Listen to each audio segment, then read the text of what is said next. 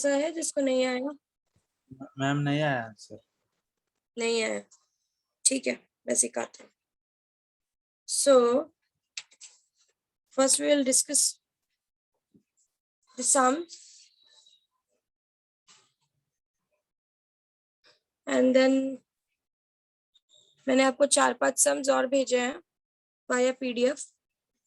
शायद सर भूल गए, मैं उनको रिमाइंड करवाती हूँ आज वापस भेजने के लिए। Okay,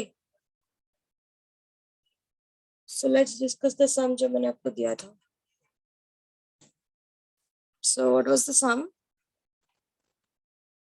can you see what I am writing? Yes ma'am. Yes, ma'am. So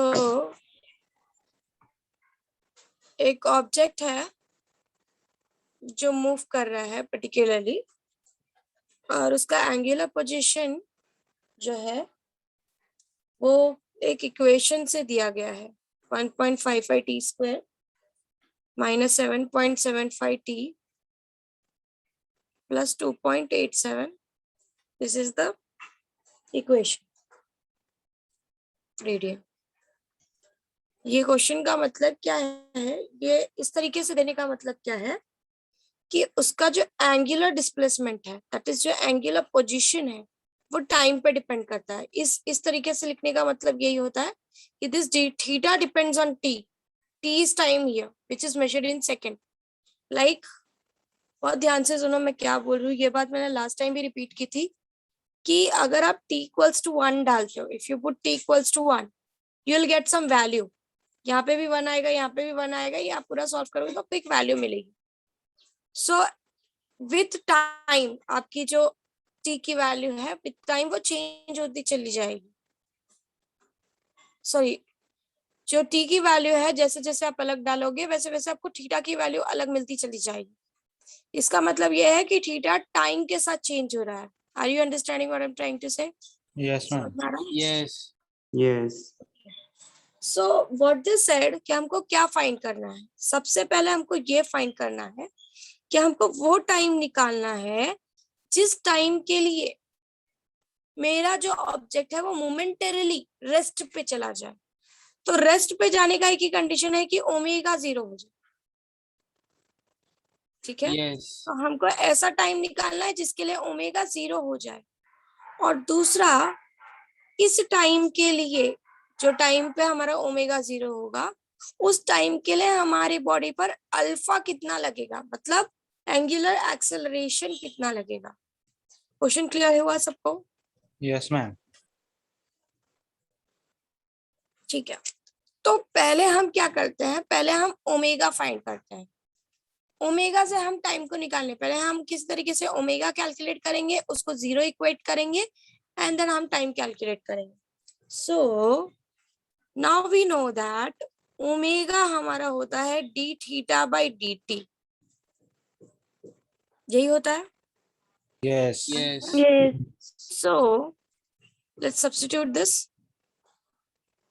T of 1.55 t square minus 7.75 t plus 2.87 divide by dt। अब हर इसका भी डेरिवेटिव निकलेगा, इसका भी डेरिवेटिव निकलेगा, इसका भी, क्योंकि सब टाइम के साथ चेंज होने वाली चीज है। अब d by d T of 1.55 t square minus d by d T of 7.75 t plus d by d T of 2.87। ये स्टेप सबको क्लियर है? Yes. Yeah. Okay, so d by dt of 1.55 t square, तो 1.55 तो multiplication में है और वो constant है तो वो बाहर आ जाएगा। अब यहाँ पर d by dt निकलेगा t स्क्वायर का, यहाँ पर 7.75 बाहर आ जाएगा, d by dt निकलेगा t का, और यहाँ पर सिंस ये कांस्टेंट ही है तो ये अंदर ही पड़ा रहेगा, इसके साथ कुछ मल्टीप्लीकेशन में नहीं। अब टी स्क्वायर यहाँ पर डेरिवेटिव रखता है d by dt of x raised to n And x का raised to n formula minus Yes. n into x raised to n minus, ठीक है। x raised to n मतलब Yes. कोई भी अगर आपको एक यहाँ पे x की बदले उन्होंने t यूज कर लिया है और n हमारा 2 है, सब कुछ समझा। Yes. यहाँ Yes. पर Yes, ma'am. x की जगह पे t यूज किया है और n हमारा क्या है 2 है, तो हमको यहाँ पर x रेस टू n का formula n into x raise to n minus 1, तो t रेस टू 2 का फॉर्मूला क्या होगा, t रेस टू 2 2 है into 2. Into t raise to 2 minus 1। ये सबको क्लियर हो रहा है। Yes, ma'am. Yes. Yes. कोई ऐसा है जिसको ये पार्ट ये स्टेप नहीं समझा तो पूछ लो। ये स्टेप सबको क्लियर हुआ बच्चों से, yes no. Yes. Yes, ma'am. Yes. ठीक है, so here n is 2 and x is t, so यहाँ पर आपका बन जाएगा ये 1.55 n into x raise to n minus 1 है, तो n यहाँ पर 2 है, so 2 into t raise to 2 minus 1 minus, अभी dt बाई dt हो जाएगा 1, सो ये 7.75 और ये कांस्टेंट है, हो जाएगा दिस इज 0 हो जाएगा. कांस्टेंट। जीरो तो कांस्टेंट का डेरिवेटिव हमेशा 0 होता है क्योंकि कांस्टेंट चेंज नहीं होता और डेरिवेटिव चेंज ही निकालता है, change so this part goes to 0. 0. So here you'll get 1.55 into 2. 2 minus 1 is 1 T. into 2 minus 7.75. So 1.55 into 2 is 3.10 t minus 7.75. ये आ गया ओमेगा और इसको हमको इक्वेट करना है क्योंकि मोमेंटरीली एट रेस्ट जा रहा है, तो मतलब ये पूरा हमारा ओमेगा उस टाइम के लिए 0 हो जाएगा। सो 3.10 t माइनस 7.75, अब ये यहाँ चला जाएगा, minus 3.10 t equals to 7.75, minus minus got cancel, t equals to 7.75 divided by 3.10, which will be 2.5. 2.5. सबको समझा क्या किया, Yes. Yes, ma'am. Yes. जिसको नहीं आ रहा था उसको समझा। Yes, ma'am. जिसको Yes, ma'am. ठीक है, लिख के ले लो पहले ये पार्ट, फर्स्ट पार्ट लिख के ले लो चाहिए तो जल्दी जल्दी लिखना, so that we can go ahead with the second part. हो जाए तो बताओ, लिख रहे हो ना। Yes, ma'am. Yes ma'am Yes, ma'am. Yes ma'am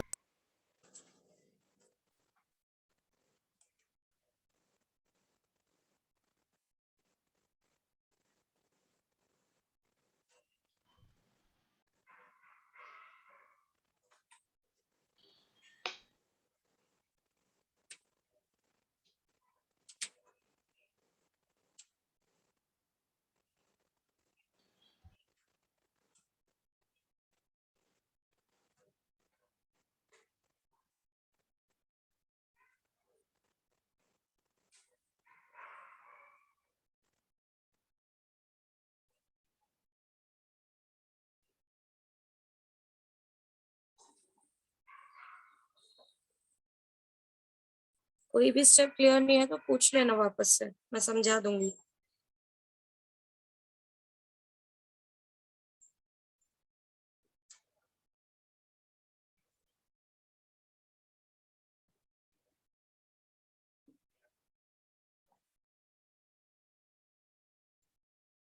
Done, ma'am.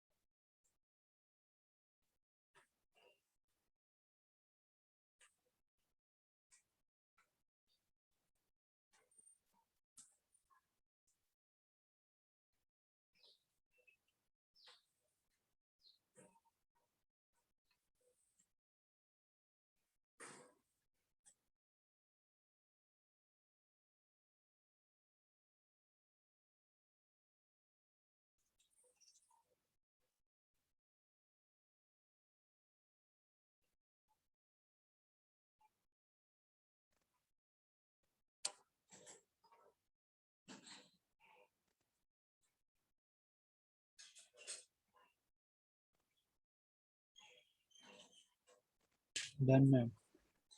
हो गया. Now we need to calculate alpha.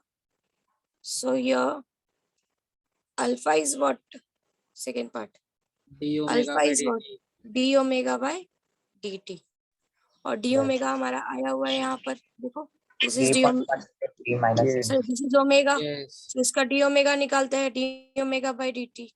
So d by dt of 3.10 t minus 7.75. So ये हो जाएगा आपका d by dt of 3.10 t minus d by dt of 7.75. So derivative of 3.10 t will be simply 3.10 dt by dt. और ये तो constant है, ये 0 हो जाएगा. 0. Zero. Yes. So it will be 3.10 radian per second. 0.10 radian per second. 0 radian per second square. Yes. Yes. ये तो Yes, ma'am. clear हो. Yes, ma'am. लिख लो जिसको लिखना है. And then we will go ahead for 2 more sums. बाकी के 3 सम similar है जो मैंने पीडीएफ पे भेजा है. मैं आज सर को वापस रिवाइंड करवा देती हूँ, आपको भेज देंगे. हो गया मैम. हो गया. ठीक है, चलो let's do one more sum today. Write down the question everyone. लिख के लो जरा.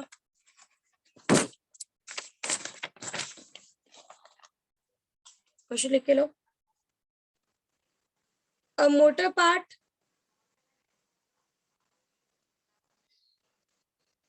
लिख रहे हो ना सब लोग? Yes. Yes, ma'am. ठीक है.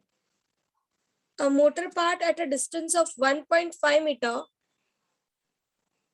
A motor part at a distance of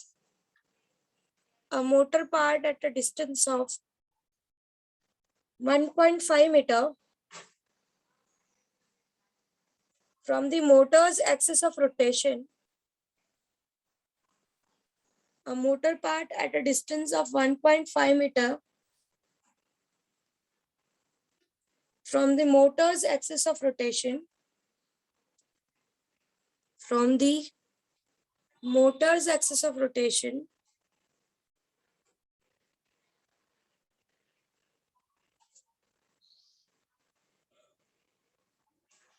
A motor part at a distance of 1.5 meter from the motor's axis of rotation has constant angular acceleration.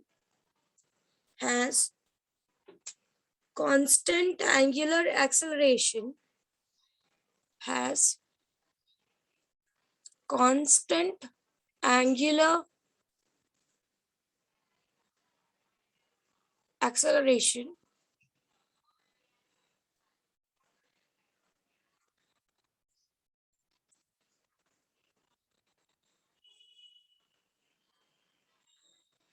Has constant angular acceleration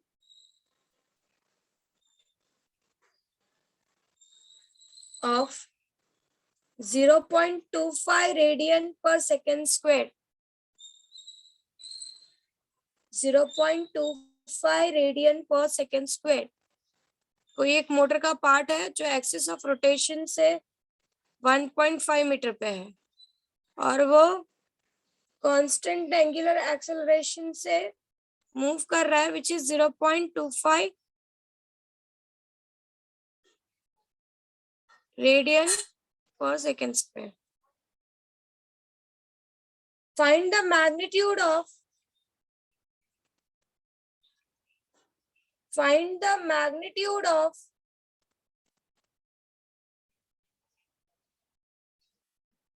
linear acceleration. Find the magnitude of linear acceleration at the instant. Find the magnitude of linear acceleration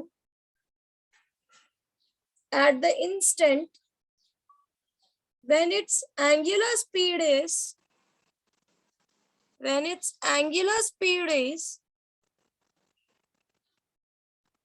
0.5 radian per second. When its angular speed is 0.5 radian per second. Question सबने लिख लिया या repeat करूं? Yes, ma'am. ठीक है, अब question समझो क्या बोल रहा है। वो बोल रहा है कि आपका किसी मोटर का पार्ट है जो उसके एक्सिस ऑफ रोटेशन है। अब आपको एक्सिस ऑफ रोटेशन बोलते हैं, आपको क्लिक हो जाना चाहिए कि मैं किस चीज की बात करूं। फॉर एग्जांपल ये मेरा एक्सिस ऑफ रोटेशन है, this is my axis. Axis of rotation वो एक्सिस होता है जिसके अक्रॉस कोई भी चीज गोल गोल घूमती है, जिसके बाजू में कोई भी चीज गोल गोल घूमती है, ये मेरा एक्सिस ऑफ रोटेशन हो गया। तो वो बोल रहा है कि एक मोटर पार्ट है जो एक्सिस ऑफ रोटेशन से 1.55 मीटर पे है। मतलब उसने खुद बोल दिया कि वो एक्सिस ऑफ रोटेशन से 1.55 मीटर पे है, जिसको हम आर लेते हैं। Then it is saying कि वो continuously rotate कर रहा है with constant angular acceleration of 0.25 meter. Sorry, 0.25 radian per second square. We need to calculate linear acceleration when the angular speed is 0.5 radian per second. अब बच्चों एक बात ध्यान दो कि उसने कहा है कि एंगुलर एक्सेलरेशन हो रहा है, और हमको पता है कि जब भी कोई चीज घूमती है, जब भी कोई चीज घूमती है उसके पास दो एक्सेलरेशंस होते हैं, एक होता है रेडियल एक्सेलरेशन और एक होता है tangential acceleration. Do you remember this?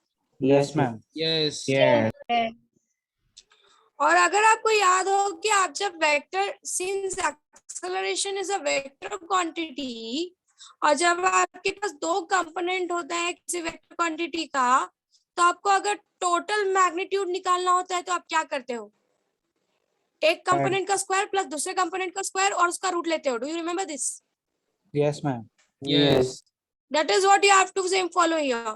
So when it is talking about to calculate a linear acceleration, that acceleration will comprise of both. It will comprise of the change in the direction which is given by the radial acceleration and the change in the speed which is given by the tangential acceleration, that is AT. So A will be simply, since it's a vector quantity, it will be ma'am simply मतलब linear acceleration दोनों का resultant रहेगा। exactly direction के change का भी और उसकी speed का भी। सिंपल सा फंडा, आप इस पे ध्यान दो ना।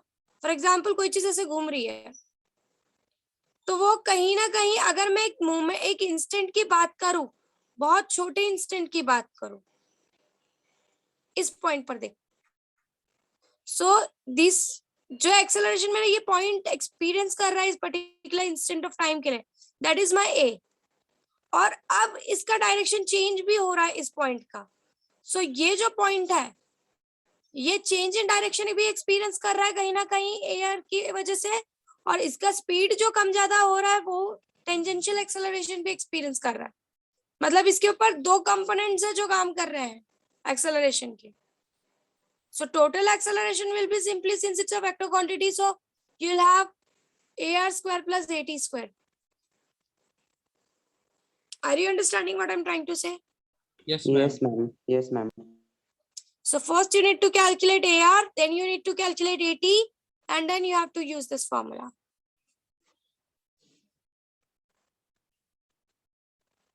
So when they are talking about an acceleration, linear acceleration at a particular instant, you have to simply think of कि कोई भी circular motion, linear motion और circular motion का कोई भी motion, for example कोई भी एक rotating object है, आप अब किसी भी चीज को अगर आप ध्यान से देखो, अगर वो चल रहा है तो वो कहीं ना कहीं लीनियर मोशन तो वो परफॉर्म कर ही रहा है, if you observe it.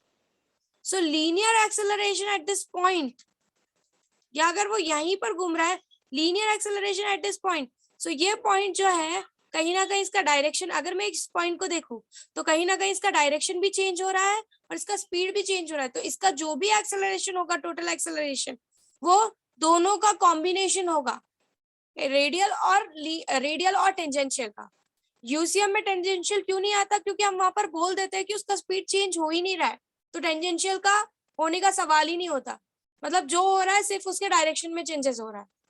पर यहाँ पर वो खुद बोल रहे हैं कि वहां पर अल्फा एग्जिस्ट कर रहा है, मतलब एंगुलर एक्सेलरेशन एग्जिस्ट कर रहा है, मतलब स्पीड चेंज हो रही है कहीं ना कहीं। कुछ समझ में आ रहा है what I am saying? Yes, ma'am. समझा। हाँ, Yes. Yes. चलो सॉल्व करके दो मुझे फटाफट। AR निकालो, AT निकालो और फिर A की वैल्यू निकाल के दो मुझे जल्दी से। Do it fast. आपको AR का फॉर्मूला पता है, आपको AT का फॉर्मूला पता है।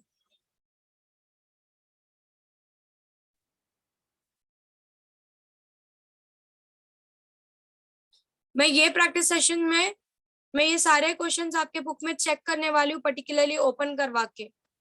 तो अगर कोई ऐसा है जो बैठ कर चलो नहीं करना है, मिस्टेक थोड़ी रही है, मैं प्रैक्टिस सेशन में सारे सम्स ओपन करवा के देखूंगी। आप थियोरी नहीं लिखोगे मुझे कोई प्रॉब्लम नहीं है, पर अगर आपकी बुक में सम्स नहीं होंगे तो मुझे बहुत प्रॉब्लम है। सम्स और डेरिवेशन दोनों होने चाहिए। मैं इस बार प्रैक्टिस सेशन में बुक चेक करने वाली हूँ। सो मेक इट क्लियर कि यू पीपल आर सॉल्विंग। फिर वहां पर डायरेक्ट मैं पेरेंट्स को दिखाऊंगी कि इनको बुक क्लास में दिए हुए सम को लिखने में भी इनको प्रॉब्लम है। फिर डायरेक्ट पेरेंट्स के साथ डील करूंगी मैं। सो ये बात सोच लो, नींद से उठ के सब लोग सम सॉल्व करो।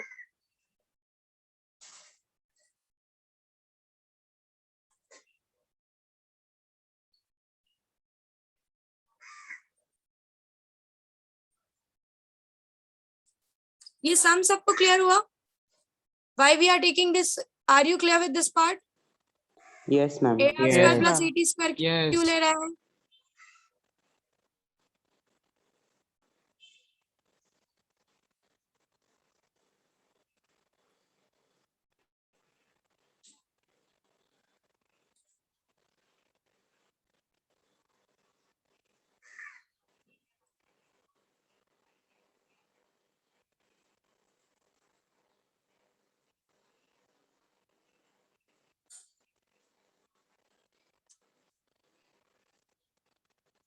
किसी का AR आया? कितना आ रहा है?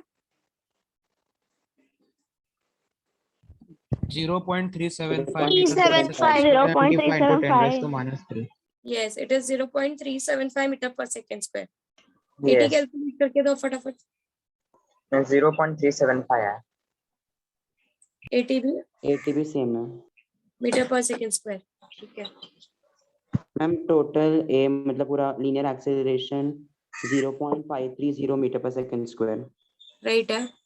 Your A will be 0.53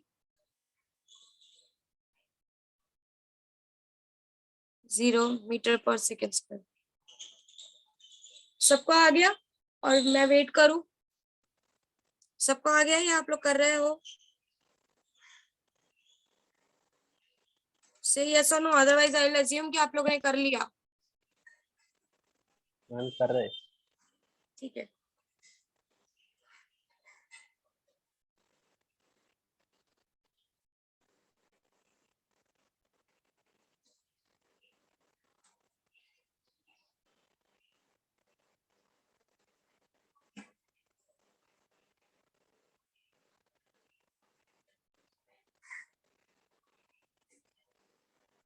ma'am बोलो। क्वेश्चन में एंगुलर एक्सेलरेशन दिया है और सेंट्रीपिटल एक्सेलरेशन, दोनों के बीच में डिफरेंस बताना क्या आएगा? क्या हो गया तेजस? फिर से पूछो। मैम क्वेश्चन में एंगुलर एक्सेलरेशन दिया है तो सेंट्रीपिटल एक्सेलरेशन और उसके बीच का डिफरेंस क्या है? तुम बताओ। सेंट्रीपिटल एक्सेलरेशन किस चीज के लिए डायरेक्शन रिस्पॉन्सिबल? चेंज करता है। डायरेक्शन चेंज करने के लिए। यस। और अल्फा क्या कर रहा है? अल्फा कब आता है? जब स्पीड कम या ज्यादा होती है। तो स्पीड कम या ज्यादा होती है मतलब अल्फा अल्फा कौन से एक्सेलरेशन से बिलोंग करेगा अगर स्पीड चेंज हो रहा है तो? Omega angular acceleration. That is clear. Speed change हो रहा है, that is resulting into change into omega. तो मैंने Yes. बताया है ना कि स्पीड चेंज होने के लिए कौन सा एक्सेलरेशन रिस्पॉन्सिबल होता है, रेडियल या टेंजेंशियल? टेंजेंशियल। तो ये अल्फा का एग्जिस्टेंस आपके टेंजेंशियल एक्सेलरेशन का एग्जिस्टेंस के बारे में इंडिकेट करता है कि यहाँ पर कहीं ना कहीं स्पीड चेंज हो रहा है। सो AT is responsible for alpha. समझ में आ रहा है? समझा। And centripetal acceleration is only related to the since see keep it in mind, if your object is moving in a circle उसके पास centripetal acceleration होना ही होना है, vice versa is not true। centripetal है तो सर्कल में ही घूमेगा ऐसा जरूरी नहीं है, पर अगर सर्कल में घुमाना है तो centripetal होना जरूरी है। फिर से बोल रही हूँ, सेंट्रीपिटल है तो ऑब्जेक्ट सर्कल में ही घूमेगा ऐसा जरूरी नहीं है, क्योंकि सेंट्रीपिटल का काम है सेंटर पर खींचना। तो हर जगह पे नहीं बोल सकते कि अच्छा यहाँ सेंट्रीपिटल लग रहा है मतलब सर्कल होगा, बट हाँ सर्कल में घुमाना है तो सेंट्रीपिटल का होना जरूरी है। समझ में आ रहा है मैं क्या बोल रही हूँ? वाइस Yes, वर्सा ma'am. क्लियर स्टेटमेंट हो रहा है यस यस कि योर कहीं ना कहीं your gravitational force which is acting on our body is also a type of centripetal force. Type of बोला, करेक्ट। सो क्योंकि ग्रेविटेशनल फोर्स का भी काम क्या है, आप अर्थ के सरफेस पे रुके हुए हैं पर ग्रेविटेशनल फोर्स आपको सेंटर पे खींचने की कोशिश कर रहा है, अर्थ के सेंटर पे खींचने की कोशिश कर रहा है। ग्रेविटेशनल फोर्स का एक ही फंडा है कि वो आपको सेंटर पे, अर्थ के सेंटर पे खींच ले, पर आप सर्कुलर मोशन परफॉर्म नहीं कर रहे हो, you are not performing a circular motion. But हाँ अगर आपको सर्कल में घुमाना है तो सेंट्रीपिटल बहुत कंपलसरी है। सेंट्रीपिटल के बिना ऑब्जेक्ट सर्कल में घूम ही नहीं सकता। इस चीज को मैं आपको अभी एक वीडियो के थ्रू दिखाऊंगी कि एग्जैक्टली मैं क्या समझाने की कोशिश कर रही हूँ वाया सेंट्रीपिटल फोर्स। जब मैं वाया सेंट्रीपिटल टर्म, जब मैं सेंट्रीपिटल फोर्स और सेंट्रीफ्यूगल फोर्स को और डीप में लेकर जाऊंगी, तो ये बात समझो कि सेंट्रीपिटल है तो वो सर्कल में ही घूमेगा जरूरी नहीं है, पर सर्कल में घुमाना है तो सेंट्रीपिटल का होना जरूरी है। ये दोनों स्टेटमेंट बहुत अलग अलग है। मतलब अगर आपको किसी ने बोल दिया सेंट्रीपिटल लग रहा है तो आपको सीधा ये नहीं सोचना है कि अरे वो सर्कल ही घूमेगा। पर हाँ अगर आपको किसी ने बोल दिया सर्कल में घूम रहा है तो आपको ये बात तुरंत क्लिक होना चाहिए कि उसके ऊपर सेंट्रीपिटल लग रहा है। समझ में आ रहा है मैं क्या बोल रही हूँ? क्लियर हुआ? So centripetal force is only responsible for change in direction. When an object moves in a circle, centripetal force is responsible for moving it in a circle. उसको सर्कल में घुमाने के लिए सेंट्रीपिटल फोर्स का लगना जरूरी है, और सेंट्रीपिटल फोर्स सिर्फ और सिर्फ डायरेक्शन के चेंजेस के बारे में बात करता है। अल्फा जो है, ये जो अल्फा है ये चेंज इन वेलोसिटी के टर्म में बात करता है, that is change in speed, D omega by d T, change in angular speed के बारे में बात करता है। समझ में आ रहा है Tejas what I am saying?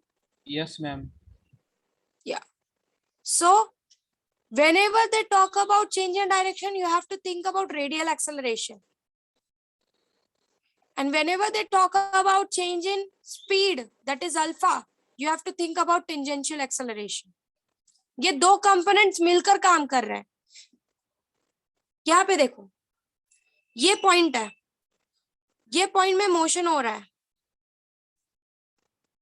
ये किसी एक एंगल पे है, मानते हो? Yes. इसके दो कंपोनेंट्स ले लो।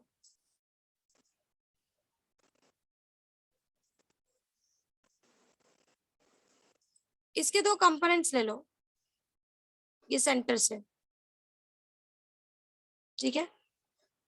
एक कंपोनेंट ऐसा होगा, एक कंपोनेंट एक्सेलरेशन का ऐसा होगा। जो कंपोनेंट सेंटर की तरफ जाता है दैट इज योर एआर, और जो कंपोनेंट आपका इस तरफ आ रहा है, ये थीटा नहीं है, थीटा ये आएगा।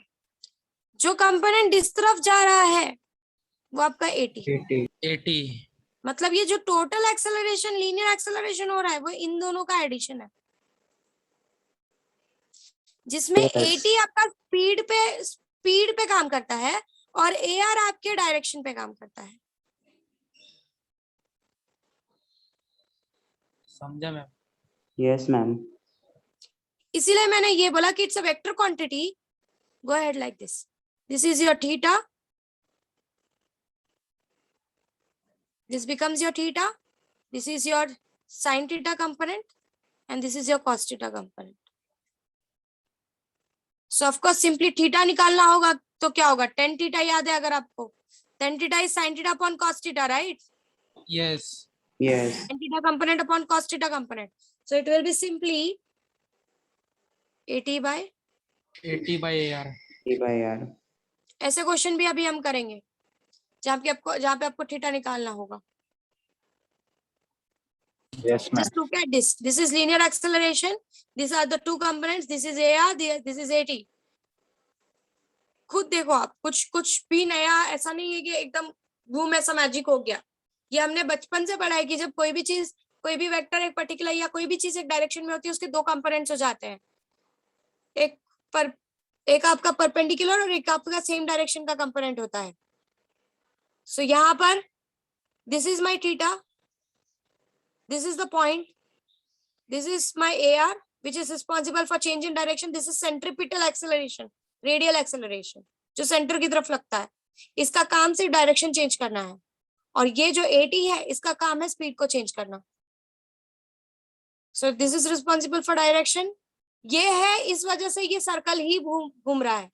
अगर ये नहीं होता तो सीधा सीधा स्पीड के साथ वो सीधा निकल जाता, वो सर्कल में नहीं घूमता. Yes. Yes. समझ में आया? So Yes. this is responsible for being a circular motion, and this is responsible for change in speed, which is giving you alpha. Hope you understand the things what I'm trying to say. Yes. सब ma'am करोगे? Ma'am बोलो. इधर question में दिया है कि constant angular acceleration of 0.25. हाँ, तो उसका मतलब नहीं समझा था. कांस्टेंट एंगुलर एक्सेलरेशन का मतलब है बेटा कि जो एक्सेलरेशन हो रहा है उसकी वैल्यू कांस्टेंट है. मतलब ऐसा नहीं हो रहा है कि कभी स्पीड 0.25 से बढ़ गई. What is simply what is acceleration? Acceleration is change in velocity that Change in you velocity per unit time. right?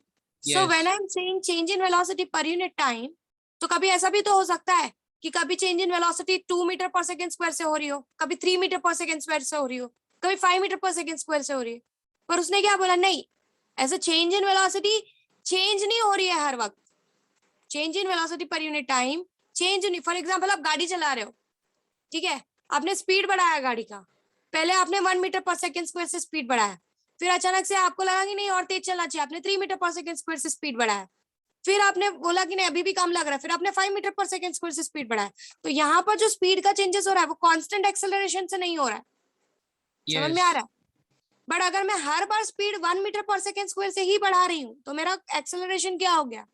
मेरी बॉडी एक्सेलरेट Constant तो हो कर रही गया. है पर कांस्टेंट एक्सेलरेशन से एक्सेलरेट कर रही है. कुछ समझे? यस मैम, समझा. या सो कांस्टेंट एक्सेलरेशन के बोलने का मतलब ये है कि जो भी चेंजेस हो रहा है स्पीड में विथ रिस्पेक्ट टू टाइम वो एक कांस्टेंट वैल्यू के साथ हो रहा है. मतलब हर बार मेरा जो स्पीड है विथ रिस्पेक्ट टू टाइम वो 1 मीटर पर सेकेंड से ही बढ़ रहा है. उसका एक्सेलरेशन 1 मीटर पर सेकेंड स्क्वायर से ही हो रहा है. ऐसा नहीं है कि कभी कम कभी ज्यादा, ऐसा नहीं. एक कांस्टेंट वैल्यू के साथ उसका चेंजेस देखने के लिए मिल रहा है. फॉर एग्जांपल हमारा जो बर्थ ईयर है उससे हमारी एज कॉन्स्टेंटली बढ़ रही है. हर साल हम 1 साल कवर करते हैं, राइट? बढ़ तो रही है, चेंजेस Yes. तो हो रहा है, पर हर साल हम 1 साल से ऊपर जाते हैं. कैसा होता है क्या? कभी 1 साल से बढ़ गए, कभी आधे साल से ही कभी बढ़े, कभी 5 साल से बढ़ गए. ऐसा नहीं होता ना. No. एक्सेलरेशन हर होता साल है. हम 1 ईयर कवर करते हैं ना. यस, कांस्टेंट है. यस. तो यहाँ पर चेंजेस हो रहा है बट कांस्टेंट वैल्यू के साथ हो रहा है. कम ज्यादा नहीं हो रहा. समझ में आया what I said? Yes ma'am, समझा. Yeah. So is this everyone clear till now? Should I go ahead? आगे बढ़े. Yes, ma'am. Yes ma'am. So एक सम और करते हैं and then we will move to a new topic that is centripetal and centrifugal acceleration. Centripetal and centrifugal force. और जब centripetal और centrifugal force पढ़ाऊंगी जरा दिमाग खोलकर बैठना. कोई भी नींद में नहीं बैठेगा वरना कुछ समझ में नहीं आएगा. मैं पहले मैम. बता दे. बोलो. मैम वो नोट्स में आपने लाइन लिखा था वो मेरे को समझा नहीं. बोलो क्या लाइन है? It is a pseudo force arising due to मैंने सेंट्रीपिटल. पहले ही कहा था. मैंने अभी तक सेंट्रीपिटल सेंट्रीफ्यूगल पढ़ाया नहीं है. यस. वो पार्ट मैं उस लास्ट लेक्चर में ही कहा था कि उसको मत रीड करो फिलहाल. यस. वो नोट्स में आ चुका था क्योंकि वो कंटिन्यूएशन में था. तो उसके बाद I am teaching you sums. So वो 2 पार्ट अभी रुक जाओ. वो अभी मैंने सिखाया नहीं है. वो आपको समझेगा भी नहीं. अभी आपको उसमें से कुछ भी नहीं समझेगा. जो आपको समझा है वो भी नहीं समझेगा. तो फिलहाल थोड़ी देर के लिए रुक जाओ. हम लोग जब वो टॉपिक पे आएंगे तो आपको वो पार्ट क्लियर हो जाएगा कि मैं क्या बोलने की कोशिश कर रही हूँ. ठीक है. एक और सम करते हैं. वैसे नॉट नेसेसरी क्योंकि मैंने आपको सारे सम्स पीडीएफ में भेजे हैं. So do you want to do one more sum और we can proceed with a new topic? New topic. ठीक है, चलो फिर न्यू टॉपिक के साथ आगे जाते हैं. Now let's discuss about the centripetal force. But जो सब मैंने पीडीएफ में भेजा है वो सारे सॉल्व करके रखना. I am going to check it in the practice session. Centripetal force. अब मैंने अभी एक स्टेटमेंट बोला कि सेंट्रीपिटल, सी ये वर्ड इटसेल्फ बोल रहा है सेंट्रीपिटल, सेंटर सीकिंग, इसका मतलब होता है सेंटर सीकिंग, सेंटर की तरफ। ओके, अब बच्चों बहुत ध्यान से सुनो, मैं जो भी पढ़ा रही हूँ तो ही आपको जो मैं वीडियो दिखाऊंगी वो समझ में आएगा, अदरवाइज नहीं समझ में आएगा। अब जब मैंने कहा कि centripetal, so it is a centre seeking force. अब कहीं पर सेंट्रीपिटल लग रहा है, अगर कहीं पर सेंट्रीपिटल फोर्स लग रहा है मतलब सेंटर की तरफ वाला फोर्स लग रहा है, तो जरूरी नहीं है कि वो सर्कल ही परफॉर्म कर रहा हो। It's not necessary.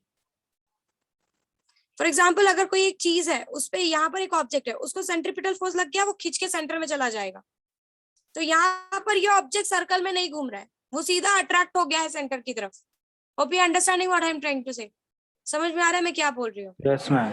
Yes but अगर आपको कोई चीज सर्कल में घुमानी है कि नहीं, मुझे मेरा ऑब्जेक्ट सर्कल में घूमता हुआ दिखना चाहिए, तो फिर सेंट्रीपिटल फोर्स का होना जरूरी है।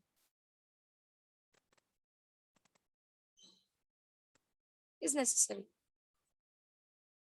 मतलब अगर आपको किसी ने सेंट्रीपिटल फोर्स बोल दिया तो सीधा सर्कल के बारे में नहीं सोचना है, पर हाँ सर्कल में घुमाना है तो सेंट्रीपिटल कंपलसरी है। मतलब ये ऐसा हो गया, ये दोनों, ये इसको अपना बेस्ट फ्रेंड मानता है पर ये इसको अपना बेस्ट फ्रेंड नहीं मानता, ऐसा कुछ कंडीशन हो रहा है। Are you understanding what I am trying to say? ये दोनों कंसेप्ट क्लियर हुआ मैं क्या Yes, बोल रही हूँ? Yes Yes. क्योंकि सेंट्रीपिटल का मतलब सिर्फ सेंटर सीकिंग होता है, उसको सर्कल में, वो सर्कल में ही होगा ऐसा कंपलसरी नहीं है, पर हाँ सर्कल में घूमना है तो सेंट्रीपिटल का होना जरूरी है। मैम वो समझ में? फर्स्ट केस एक बार रिपीट करो ना। फर्स्ट केस में ये बोल रही हूँ कि अगर आपको किसी ने बोल दिया कि किसी ऑब्जेक्ट पे सेंट्रीपिटल फोर्स लग रहा है, फॉर एग्जाम्पल कहीं पर एक ऑब्जेक्ट खड़ा है और उसके ऊपर सेंट्रीपिटल फोर्स लग रहा है, तो सेंट्रीपिटल फोर्स का काम सिर्फ एक ही है कि उसको सेंटर पे खींच लेना।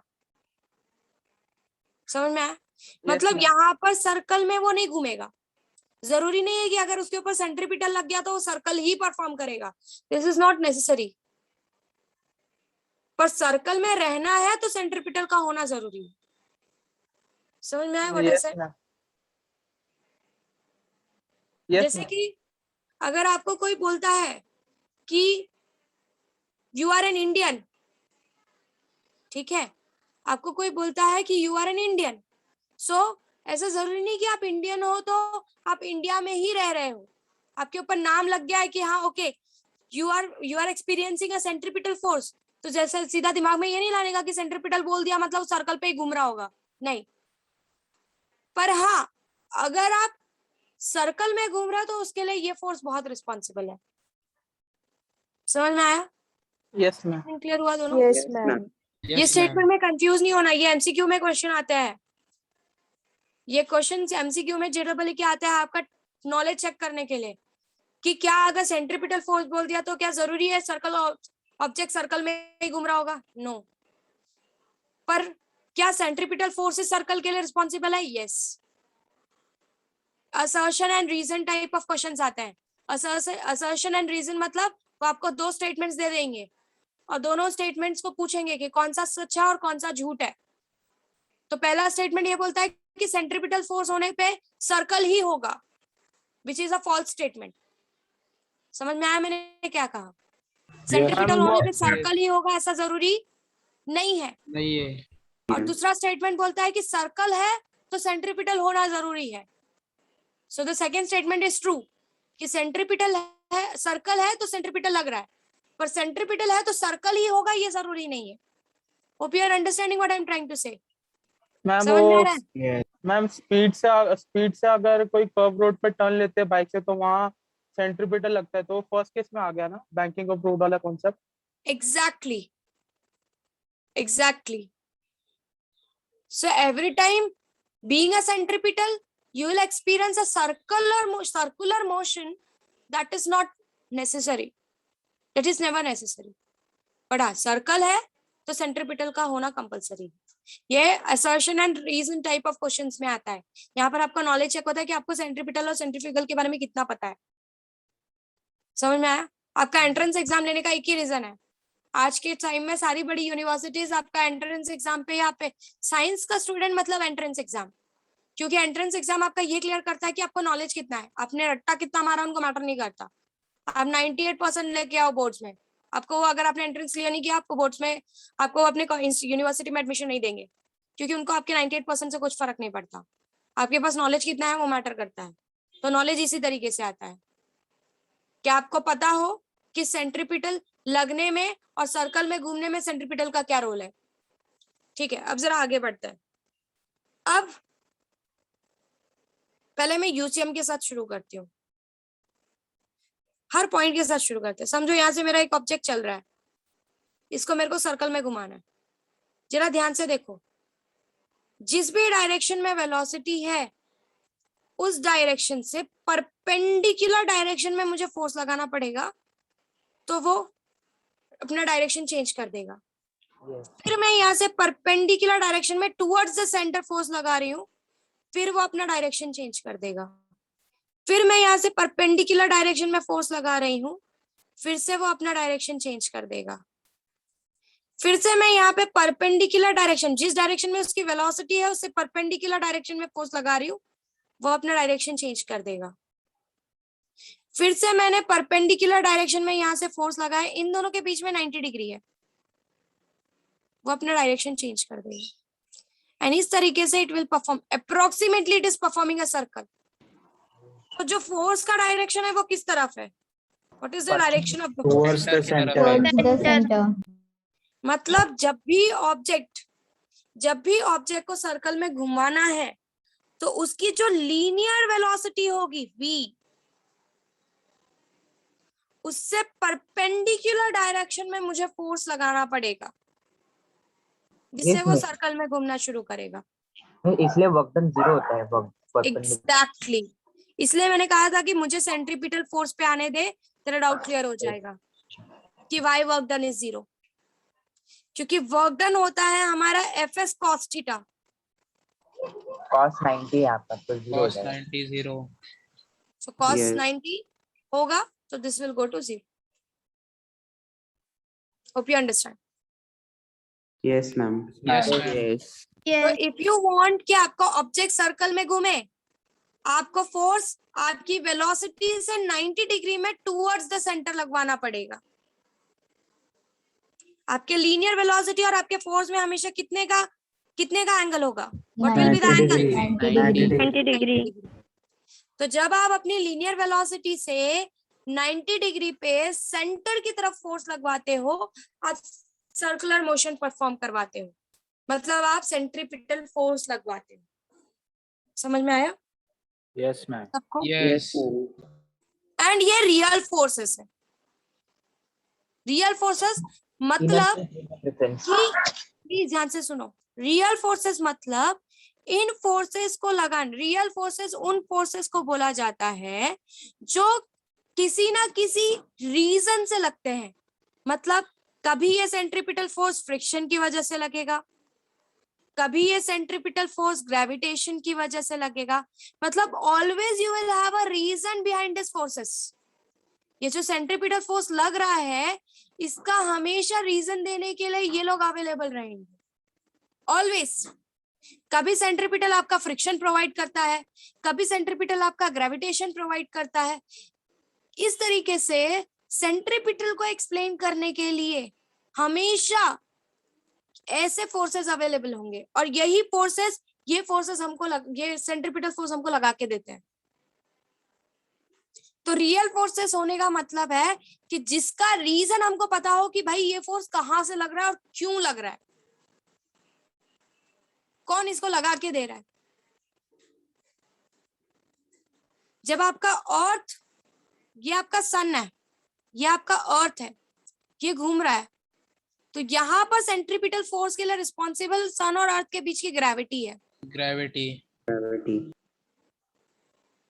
तो यहाँ पर जो सेंट्रीपिटल फोर्स लग रहा है अर्थ के ऊपर, उसका आंसर आपको ग्रेविटी ने दे दिया कि ये जो सेंट्रीपिटल फोर्स लग रहा है वो ग्रेविटी की वजह से लग रहा है। मतलब real forces are those forces जिन फोर्सेस का रीजन हमारे पास पता हो कि वो कहाँ से लग रहा है। Hope you understand.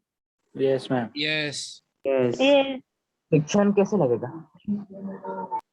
जब आप रोड पे घूमते हो, जब आप रोड पे Curve- टर्न्स लेते हो, तो वहां पर जो आपके ऊपर जो आपको सेंट्रीपिटल फोर्स मिलता है, अगर सेंट्रीपिटल फोर्स नहीं मिलता तो आप गिर जाते, तो वहां पर जो आपको सेंट्रीपिटल फोर्स मिलता है टर्न लेते वक्त, वो आपको फ्रिक्शन प्रोवाइड करके देता है, टायर्स और रोड के बीच का फ्रिक्शन। टायर्स और रोड के बीच में। That's very true. Yes. So centripetal force के पीछे हमेशा आपको रीजन पता होगा कि ओके ये मेरे को सेंट्रीपिटल बना के दे रहा है, जैसे अर्थ और सन सिस्टम में ग्रेविटेशन मेरे को सेंट्रीपिटल बना के दे रहा है। सो सेंट्रीपिटल के पास हमेशा एक परफेक्ट रीजन होगा जो आपको बता देगा कि ओके ये सेंट्रीपिटल फोर्स ये हमको बना के देगा, ये नहीं होगा तो आपका काम नहीं होगा। इसीलिए बोलते हैं कि अगर रोड और टायर के बीच में फ्रिक्शन प्रॉपर नहीं है तो आपके टर्न लेते समय गिरने के चांसेस बहुत ज्यादा है। क्यों? क्योंकि वो प्रॉपर सेंट्रीपिटल लगा के नहीं देता। धीरे धीरे हम उस चीजों को समझेंगे, अभी नहीं, थोड़ा स्लो जाएंगे कि आपको कंसेप्चुअली चीजें इमेजिन हो सके। और आपको सम सॉल्व करते समय ना आपको यही फाइंड ही करना होता है इसमें कि अगर आपके पास एक पर्टिकुलर आपको एक सिस्टम एक कंडीशन दे दिया तो आपको यही निकालना होता है कि यहाँ पर इस पर्टिकुलर सिस्टम में गोल घूमते वक्त कौन सा फोर्स और किस तरीके से रिस्पॉन्सिबल है सेंट्रीपिटल फोर्स प्रोवाइड करने के लिए। आपको एक क्वेश्चन दे दिया जाएगा जिस क्वेश्चन में आपको बोला जाएगा कि एक्सेलरेशन निकालो या स्पीड निकालो या जो भी निकालो, तो आपको ये फाइंड करना होगा कि अगर वो सर्कल में घूम रहा है या सर्कुलर मोशन परफॉर्म करने वाला है तो वहां पर सेंट्रीपिटल के लिए रिस्पॉन्सिबल कौन है, और फिर आप उसी सेंट्रीपिटल कंडीशन को निकाल कर आप न्यूटन के कंडीशंस उस पे लगाते हो, न्यूटन सेकेंड लॉ लगाते हो और उसको सिंप्लीफाई करके सॉल्व करने की कोशिश करते हो। कुछ समझ में आया मैंने क्या कहा? Yes ma'am. Yes ma'am. तो दैट इज द रीजन कि सेंट्रीपिटल कहाँ से लग रहा है, कौन रिस्पॉन्सिबल है सेंट्रीपिटल लगाने के लिए, वो हमें पता होता है। इसीलिए सेंट्रीपिटल फोर्स को रियल फोर्सेस में से माना जाता है। मैं इसमें इनर्शियल फ्रेम ऑफ रेफरेंस पे एक्ट होगा ना? I am coming to that point. रुक जाओ Shiva, I will come to that point. मैं आऊंगी उस पे। यहाँ तक क्लियर है सबको कि सेंट्रीपिटल फोर्स हमेशा वेलोसिटी, अगर उसको सर्कल में घुमाना है, सेंट्रीपिटल अगर ऑब्जेक्ट सर्कल में घूम रहा है तो सेंट्रीपिटल फोर्स हमेशा लीनियर वेलोसिटी से 90 डिग्री पे लगता है। ये सबको क्लियर है? यस। Yes ma'am. दूसरा मैंने कहा centripetal force is a real force. Real force होने का मतलब है कि हमको वो कहाँ से लग रहा है, कौन रिस्पॉन्सिबल है उस चीज को लगाने के लिए, हमको उसका रीजन पता होता है। यस। कहीं फ्रिक्शन रिस्पॉन्सिबल होता है सेंट्रीपिटल के लिए, कहीं ग्रेविटेशन रिस्पॉन्सिबल होता है सेंट्रीपिटल के लिए। So somewhere we are clear कि यहाँ पर जो सेंट्रीपिटल होगा वो ग्रेविटेशन की वजह से होगा। सो सेंट्रीपिटल कौन से फोर्स की वजह से बन रहा है ये हमको पता चल जाता है, इसलिए उसको रियल फोर्सेस में से माना जाता है। Is this clear everyone? Yes ma'am. Yes ma'am. And the formula for centripetal force is simply given by minus mr omega square. अब यहाँ पे तो तुम देख ही सकते हो कि r ओमेगा स्क्वायर जो है वो मेरा एक्सेलरेशन है, रेडियल एक्सेलरेशन, जिसको सेंट्रीपिटल एक्सेलरेशन भी बोला जाता है। और हमको पता है फोर्स होता क्या है normally, mass into acceleration. Acceleration. ये एक्सेलरेशन है और ये जो है ये m है। अब मैम ये माइनस बात, ये माइनस का मतलब क्या है? माइनस का मतलब ये है कि नॉर्मली आपका रेडियस वेक्टर कहाँ की तरफ जाता है? सेंटर से ऑब्जेक्ट की तरफ। टुवर्ड्स रेडियस वेक्टर की अवे बात फ्रॉम कर रही हूँ बच्चों। Centre. Away from away from centre. ये पॉइंट है ना, तो ये मेरा रेडियस वेक्टर है। याद है आपको मैंने सबसे पहला डायग्राम बनाया था? यहाँ पर आपका ऑब्जेक्ट है, ये आपका Yes. सेंटर है, यहाँ से ये इसका रेडियस वेक्टर हो गया, तो इसका डायरेक्शन क्या है? बाहर की तरफ। Away from yes, centre away from centre. और सेंट्रीपिटल फोर्स का डायरेक्शन क्या है? Towards the centre. Towards centre. Opposite है। सो ये नेगेटिव साइन यही बताता है कि आपका फोर्स और आपका रेडियल वेक्टर जो है, दैट इज पोजीशन वेक्टर जो है, ये दोनों अपोजिट डायरेक्शन में है। समझ में आया? What is it? Yes. अच्छा, यहाँ तक किसी को कोई बात नहीं क्लियर है तो पूछ लो। Why? What is real force? Why we are applying the force at 90 degree? सबको ये कंसेप्ट क्लियर है क्या? मैम सबको? ये कोई भी ऐसा है जिसको नहीं, मिस थोड़ा सा कंफ्यूजन हो रहा है? मैम ये माइनस का एक बार बताओ ना। देख बेटा, ये सेंटर है, ये ऑब्जेक्ट है, राइट?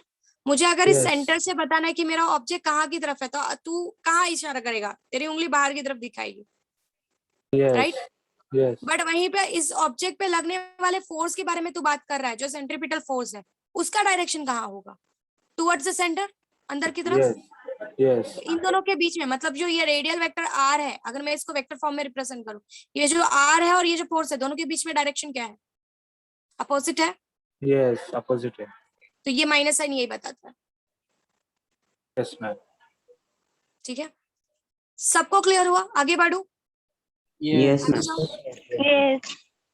ठीक है, उससे पहले ना I will show you one video and then we will go ahead with something very important and something very tough to understand. तो बट आपको समझना तो पड़ेगा, so just wait, give me 1 second so that I can show you that video.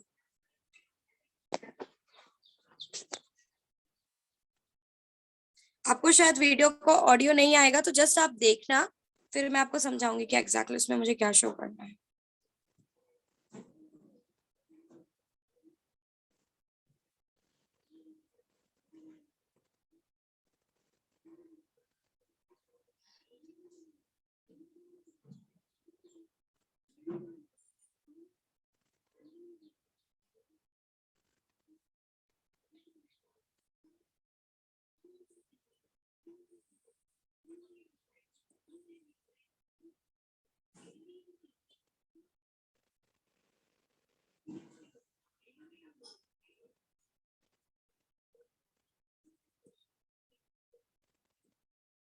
Host यहाँ पे कौन है? Pratibha ma'am, Madhuri ma'am, who is the host here? Hello. हाँ मैम, मुझे स्क्रीन शेयर अलाउ कीजिए ना please.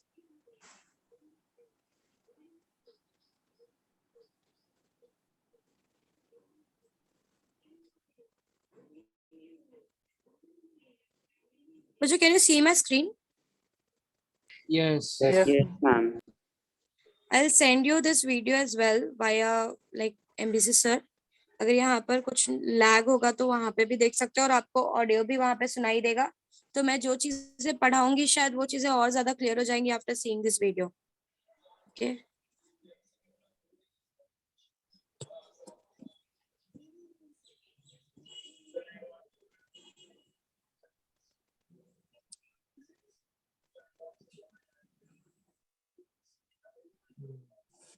just look at the video।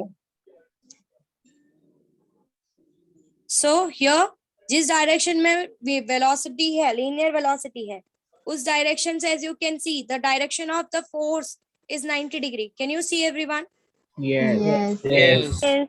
Yes. Okay, so that is what I explained, that if you want your object to move in a circle, आपकी linear velocity से हमेशा आपका centripetal force जो होता है वो 90 डिग्री पे लगेगा, तभी एक ऑब्जेक्ट जो है वो सर्कुलर मोशन परफॉर्म करेगा। Is this clear? Is this clear to Yes. Everyone? Yes, ma'am. Yes. Yes. Ma'am.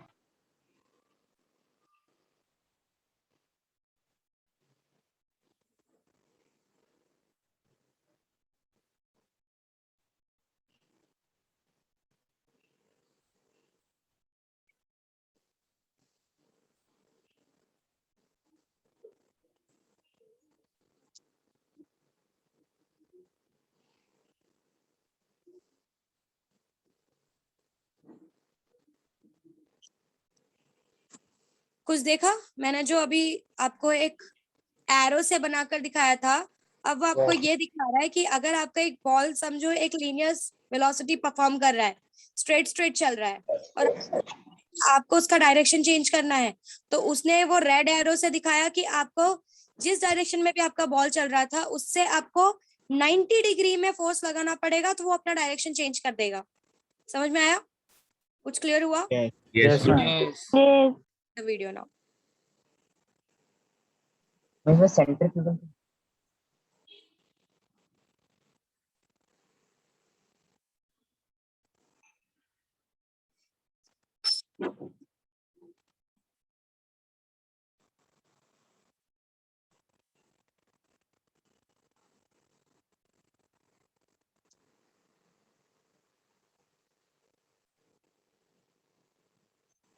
और अगर एकदम छोटे छोटे इंस्टेंट पे अगर आप वही फोर्स लगाओ 90 डिग्री पे, तो आप ये एक्सपीरियंस करोगे कि it is performing a perfect circle. Just look. Ma'am yes बोलो. मैम ओनली 90 डिग्री के 90 degree toward centre. 90 degree towards center. Okay ma'am. That's why it is centripetal, right? That's why it is centripetal. Just look at the video.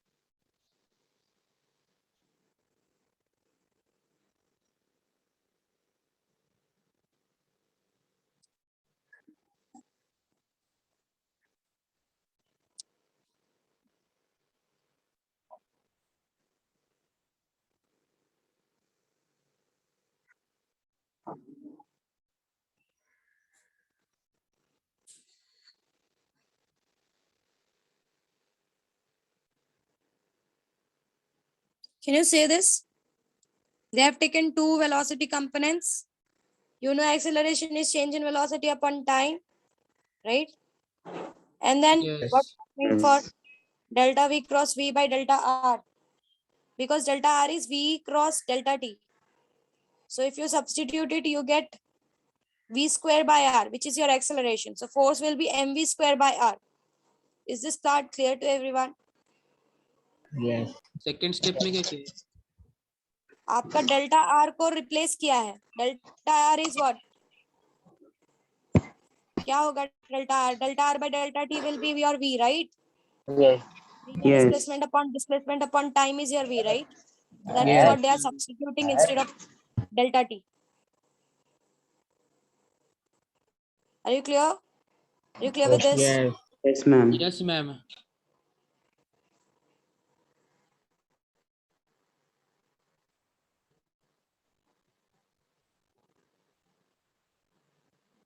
Now here it is explaining that when the moon is revolving around the earth, the centripetal force is actually given by your gravitational force between moon and the earth.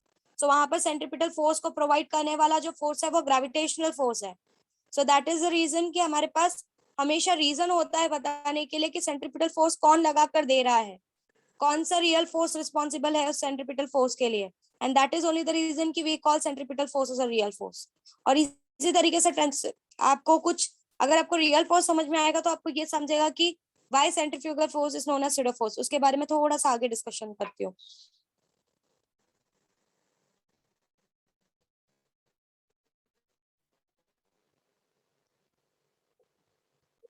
वैसे ही जब किसी object को आप circle में घुमाते हो string पे बांधकर, तो वहां पर जो सेंट्रीपिटल फोर्स लगता है वो आपका जो स्ट्रिंग है उसमें जो टेंशन है, आपको पता है कि किसी भी स्ट्रिंग में एक टेंशन नाम की चीज होती है, which is T. यस. तो वहां पर जो सेंट्रीपिटल फोर्स लगता है वो स्ट्रिंग के टेंशन की वजह से लगता है. मतलब हर जगह सेंट्रीपिटल फोर्स का एक प्रॉपर एक्सप्लेनेशन है कि अगर कोई ऑब्जेक्ट सर्कल में घूम रहा है तो वहां पर सेंट्रीपिटल फोर्स के लिए कौन सा फोर्स रिस्पॉन्सिबल है. जैसे अर्थ और मून सिस्टम में, अर्थ और सन सिस्टम में ग्रेविटेशनल फोर्स रिस्पॉन्सिबल है. स्ट्रिंग सिस्टम में tension of the string responsible है. रोड पर चलते हुए friction of the road responsible है. तो सेंट्रीपिटल फोर्स के पास हमेशा एक्सप्लेनेशन होता है कि उसको कौन लगा कर दे रहा है.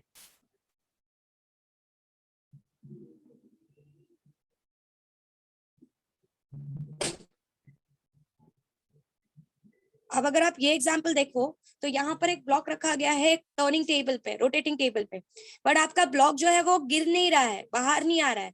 उसके पीछे कहीं ना कहीं रिस्पॉन्सिबल है कि टेबल का जो फ्रिक्शनल फोर्स है वो उस ब्लॉक को सेंट्रीपिटल फोर्स प्रोवाइड करके दे रहा है. इस वजह से ब्लॉक कंटिन्यूसली टेबल पे पड़ा हुआ है. Are you understanding what I am trying to say? समझ में आ रहा है मैं क्या बोल रही हूँ? यस. घूम रहा आपका टेबल है, पर टेबल के साथ ब्लॉक क्यों घूम रहा है? क्योंकि टेबल के फ्रिक्शनल फोर्स ने ब्लॉक को सेंट्रीपिटल फोर्स देकर रखा है, इस वजह से वो ब्लॉक भी उसके साथ घूम रहा है. So that is the reason यहाँ पर सेंट्रीपिटल फोर्स जो ब्लॉक को प्रोवाइड कर रहा है वो हमारा टेबल का और ब्लॉक के बीच का फ्रिक्शन है. सो यहाँ पर भी हमको ये बात क्लियर है कि क्यों मेरा ब्लॉक टेबल के साथ घूम रहा है उसको सेंट्रीपिटल प्रोवाइड करने वाला कौन है, मेरे टेबल और ब्लॉक के बीच का friction. So again you have a explanation that how you are getting a centripetal force between your block and your table. समझ में आया सबको ये तीनों एग्जांपल? Yes ma'am. समझा? यस सन सिस्टम में gravitation is responsible for centripetal, string में tension is responsible for centripetal, और कोई अगर रोटेटिंग टेबल है उस पर आपने कोई चीज रखी है वो भी उसके साथ गोल गोल घूम रही है तो वहां पर centripetal force is friction between जो ऑब्जेक्ट गोल गोल घूम रहा है और जो ऑब्जेक्ट उस पर रखा है उन दोनों के बीच का फ्रिक्शन रिस्पॉन्सिबल है उस ऑब्जेक्ट को सेंट्रीपिटल देने के लिए. So everywhere centripetal have a reason. Just look at this.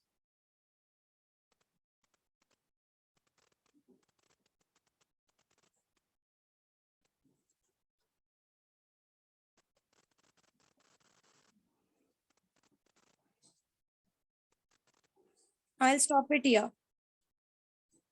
So, are you clear with the concept of centripetal, everyone? Yes ma'am. Yes, ma'am. Yes. Doubt नहीं है? Yes ma'am. मैम तीन examples clear हुआ है? बोलो बोलो, I am listening. Ma'am ऐसा कौन सा एग्जांपल है जिसमें सेंट्रीपिटल फोर्स लग रहा है पर वो सर्कुलर मोशन नहीं हो रहा? ग्रेविटेशन, आपके ऊपर जो ग्रेविटेशनल फोर्स लग रहा है. आप सर्कल में घूम रहे हो क्या? नहीं. That's all. आपके ऊपर भी सेंट्रीपिटल लग रहा है, आपके ऊपर ग्रेविटेशनल फोर्स लग रहा है जो कि सेंटर सिकिंग फोर्स ही है. सेंट्रीपिटल का मतलब है सेंटर सिकिंग, तो वो भी सेंटर सिकिंग फोर्स ही है. उसका भी काम, ग्रेविटेशन का काम है सेंटर टू सेंटर लगना. मेरे और अगर आप और मैं खड़े हैं तो हम दोनों के बीच में एक सेंटर फोर्स लग रहा है, हम दोनों के सेंटर टू सेंटर, पर हम सर्कल में तो नहीं घूमने लग जा रहे हैं. तो ये एक एग्जांपल है जहां पर सेंट्रीपिटल लग रहा है पर हम सर्कल में नहीं घूम रहे हैं. समझे? Yes ma'am. ठीक है, आगे बढ़ू. Yes ma'am. Yes ma'am. Yes, ma'am. अब सेंट्रीफ्यूगल समझते हैं, बट सेंट्रीफ्यूगल समझने से पहले आपको कुछ फ्रेम्स के बारे में सीखना होगा.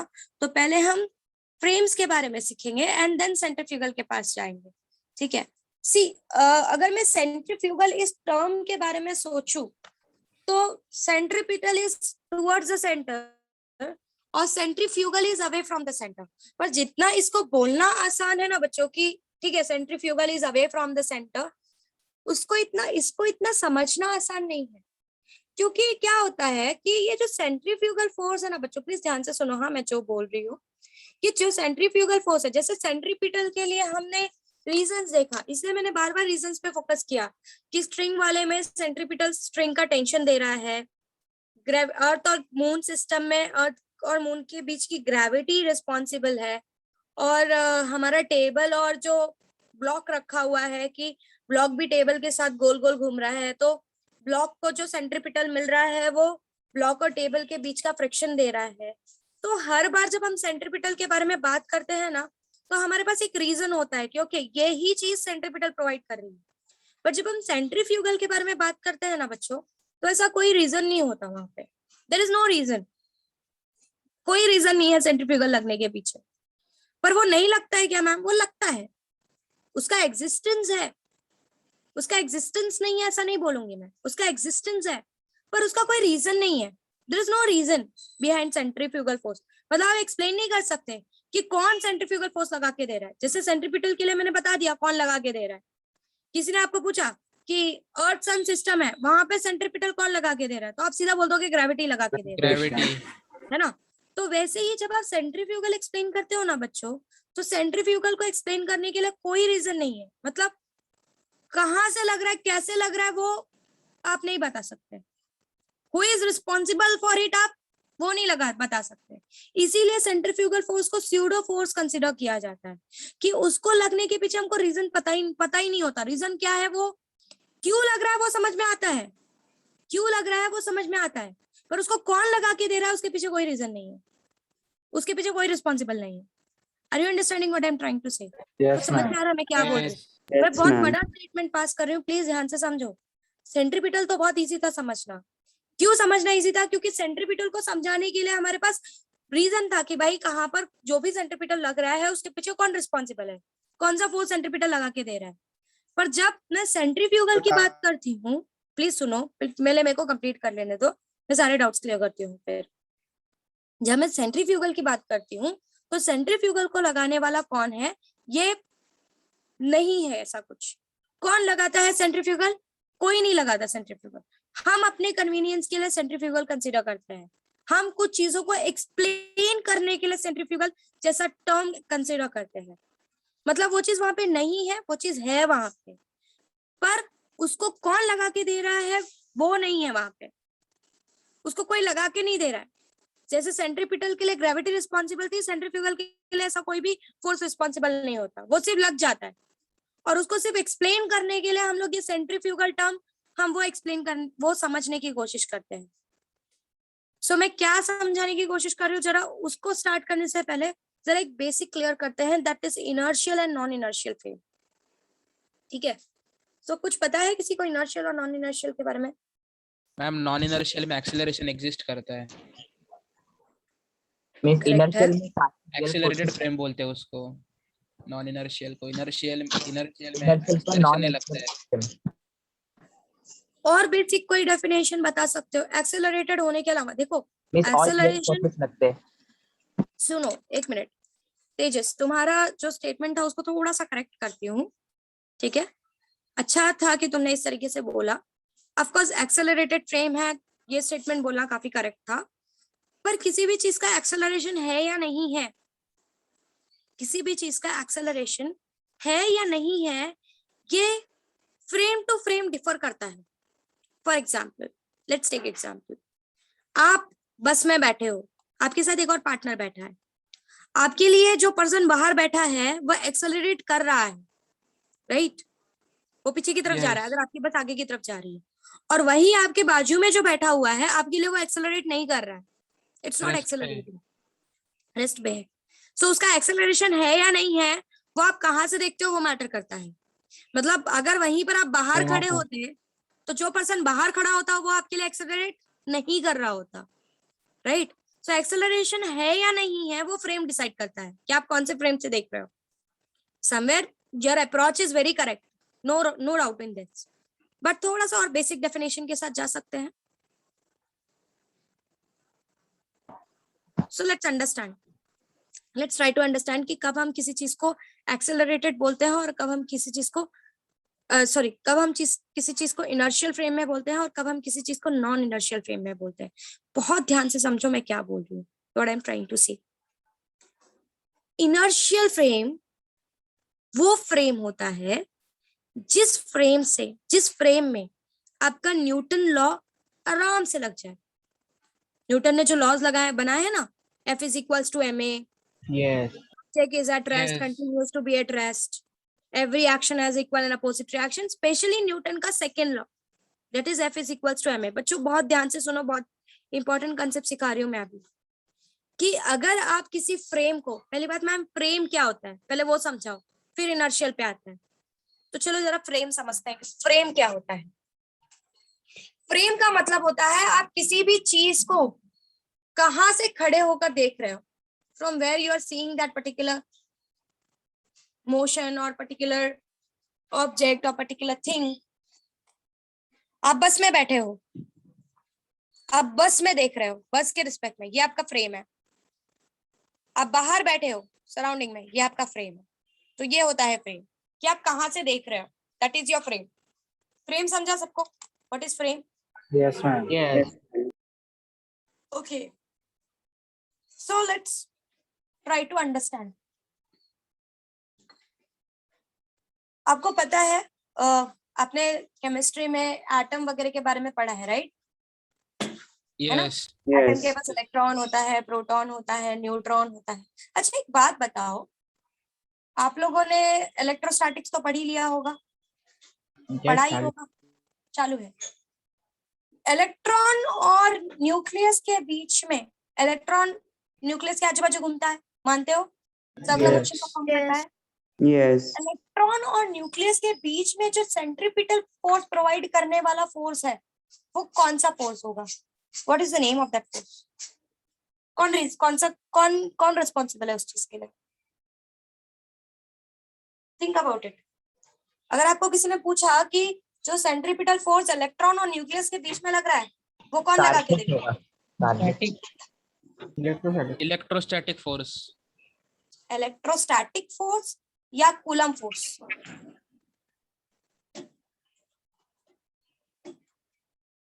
कूलम फोर्स होगा आंसर या इलेक्ट्रोस्टैटिक वर्ड करेक्ट कूलम। होगा? कूलम रहेगा। मतलब आपके न्यूक्लियस और इलेक्ट्रॉन के बीच में, this is your nucleus, this is your electron, it is घूमिंग, it is sorry it is revolving. तो यहाँ पर जो सेंट्रीपिटल लग रहा है ना, उसके पीछे कूलम फोर्स रिस्पॉन्सिबल है। मतलब यह सेंट्रीपिटल फोर्स इस इलेक्ट्रोस्टैटिक इक्वल्स फोर्स। टू हम कूलम दोनों में फोर्स। डिफरेंस कब आएगा, इलेक्ट्रोस्टैटिक फोर्स और कूलम फोर्स में? इलेक्ट्रोस्टैटिक बोलना मतलब आप सीधे तरीके से इलेक्ट्रॉन के स्टैटिक होने की बात करते हो। स्टैटिक होना मतलब एट रेस्ट होना। Yes. Yes. So Coulomb force is more appropriate word to go ma'am ahead. What is coulomb force? Kedar, electrostatics खत्म होने आया है आपका, है ना? कूलम फोर्स क्या है? ऐसा कुछ पढ़ा है? 1/4 हाँ वही, वो Yes. मैं के ले लेती हूँ। Yes ma'am. यही है कूलम फोर्स। सर मैंने नहीं पूछा। हाँ, जिसने भी पूछा उसको बोल रहे बेटा। ये जिसने भी पूछा ये देखा है आपने? यही आपका coulomb force. Coulomb force Yes, हमेशा दो चार्जेस के बीच में या इलेक्ट्रॉन न्यूक्लियस के बीच में से अलग अलग जगहों पर लगता है। ठीक है? जैसे अर्थ की ग्रेविटी होती है वैसे ही अर्थ और न्यूक्लियस सिस्टम, सॉरी इलेक्ट्रॉन और न्यूक्लियस सिस्टम में कूलम फोर्स होता है। जैसे ग्रेविटी का फॉर्मूला क्या है? F = G × m1 m2 / r²। m1m2/r²। Yes. ये आपका ग्रेविटेशनल फोर्स है। वैसे ही ये कूलम फोर्स है। ये चार्जेस के बीच में होता है, ये मासेस के बीच में होता है। ये डिफरेंस। Yes. ठीक है, चलो आगे जाते हैं, सेंट्रीफ्यूगल पे वापस जाते हैं। सो सबको फ्रेम क्लियर हुआ? What is frame? Yes. Yes yes. ठीक है, अब इनर्शियल फ्रेम और नॉन इनर्शियल फ्रेम पे आ रही हूँ। हमने अभी एक एग्जांपल देखा, एक रोटेटिंग टेबल था और उस पे यहाँ पर एक ब्लॉक रखा था, राइट? है ना? यस। यस और हम इसको अपने अपने घर से इस रोटेटिंग फ्रेम को आराम से बैठकर देख रहे थे सब लोग। मैं मेरे घर पे, तुम लोग तुम्हारे घर पे। और हमने सीधा सीधा बाहर से खड़े होकर बोल दिया कि ये जो ब्लॉक है ये इस टेबल के साथ इसलिए घूम रहा है क्योंकि इसके ऊपर ब्लॉक और टेबल के बीच का फ्रिक्शनल फोर्स लग रहा है। बराबर है? Yes Yes. यस। अब ये एक्सप्लेनेशन तो हो गया बाहर खड़े होकर देखने के बाद। या आप बाहर खड़े होकर देख रहे हो, ये वाला एक्सप्लेनेशन ये तब हो गया। अगर मैं आपको बोल दूं कि आप भी इसी फ्रेम में चले जाओ, गो इनसाइड दिस फ्रेम, आप इस टेबल पे बैठ जाओ जाके और आप भी गोल गोल घूमो। ठीक है? सो यहां पर तो ये ब्लॉक एट रेस्ट है। आप समझाने जा रही हूँ इनर्शियल फ्रेम। इनर्शियल फ्रेम के हिसाब से आप इसको एक्सप्लेन कर पाए कि ये क्यों बाहर नहीं जा रहा है, ये क्यों बार बार, ये क्यों घूम रहा है। आपके लिए ये रेस्ट पे है, this is totally at rest. Correct है ना?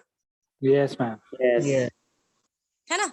आपके लिए रेस्ट पे है, आपके पास रीजन है बताने के लिए कि भाई ये क्यों नहीं गिर रहा है, ये क्यों गोल गोल घूम रहा है। आपने बोल दिया सेंट्रीपिटल फोर्स कहीं ना कहीं लग रहा है और वो सेंट्रीपिटल फोर्स फ्रिक्शनल फोर्स की वजह से लग रहा है। तो आप ये जो बात कर रहे हो ये आप इनर्शियल फ्रेम में खड़े होकर कर रहे हो।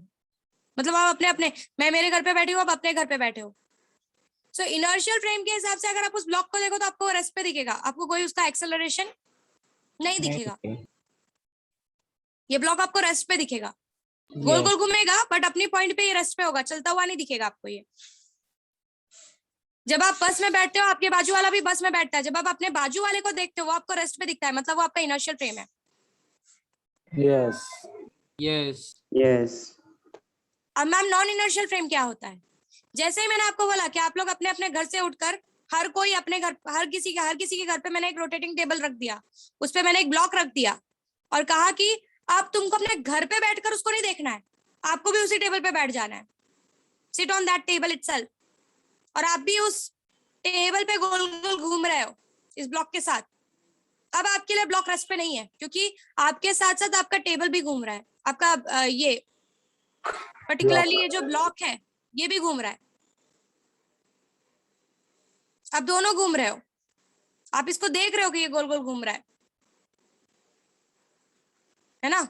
बस वाला एग्जांपल इट्स नॉट करेक्ट, बस वाला एग्जांपल मत जाओ अभी, फिलहाल यही वाला एग्जांपल हो, बस वाला मैं बाद में एक्सप्लेन करती हूँ। सो आपके लिए सुनो सुनो, पहले हम लोगों ने इसको बाहर खड़े होकर देखा, first we saw it from outside. Ma'am जब बाहर से देखेंगे तो वो सरकमफरेंस ऑफ सर्कल ट्रेस करेगा ना, तो वो रेस्ट पे कैसे Yes. रहेगा, और जब पर ये टेबल ब्लॉक पे तो जाएंगे तुमको तब रेस्ट पे रहेगा ना। लिसन लिसन, ये ब्लॉक तुमको कहीं मूव होता हुआ दिख रहा है क्या? नो, हम इस ब्लॉक की बात कर रहे हैं, ये ब्लॉक तुमको कहीं मूव होता हुआ दिख रहा है क्या? Of course it is moving in a circle, पर वो अपनी पोजीशन चेंज कर रहा है क्या? ब्लॉक और टेबल के बीच में पोजीशन चेंज हो रही है क्या? No. No. So I am talking about the position of this block. वो पूरा घूम रहा है, वो उसको साथ में लेके घूम रहा है, यही तो सबसे बड़ी बात है।